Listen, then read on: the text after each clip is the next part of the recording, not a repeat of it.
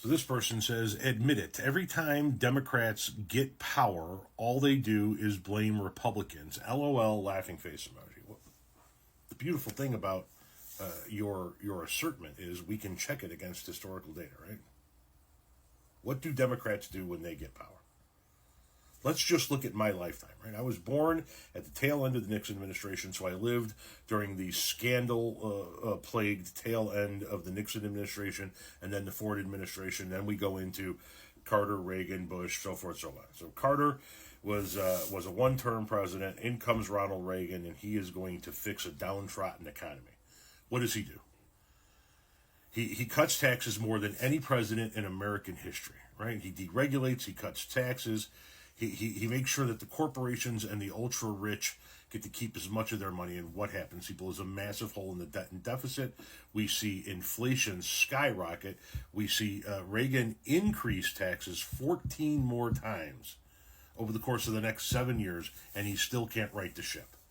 We have one term of Poppy Bush, but it's basically an extension of the 8 years of Reagan, and in comes Clinton. What does Clinton do? He fixes that mess.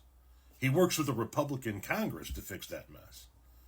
A Republican Congress and a Democratic president work together, and they balance the budget. Clinton's in office for 6 years. He oversees the creation of 22 million new jobs, and he has a balanced budget and a surplus for the last 6 years of his 8 years in office.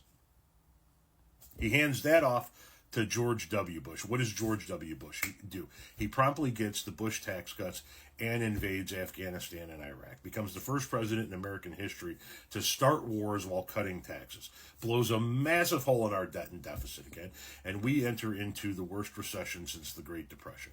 By the time George Bush is leaving office, we're shedding 700,000 jobs a month. He comes into office with a booming economy, a balanced budget, and a surplus. He leaves office with the worst recession since the Great Depression. In comes Obama. What does Obama do? He fixes that. He oversees the creation, the longest uninterrupted streak of private sector job growth in American history. He saves the auto industry. He doubles the stock market. He cuts unemployment in half. He cuts government spending by 2/3. And every single economic factor is on a solid upward trend during his 8 years in office. So we get Reagan fucking up the economy, Clinton fixing the economy, Bush fucking up the economy, Obama fixing the economy. In comes Donald Trump. What happens? Well, Trump gets the 2017 Trump tax cuts, which he and Republicans rave are going to be the single greatest job creator in American history. Watch what's going to happen to our economy. You're going to be winning so much, you're going to be sick of it. Only in the first 3 years prior to the COVID pandemic, he oversees the creation of 1.4 million fewer jobs than Obama did in his last 3 years. Government spending skyrockets.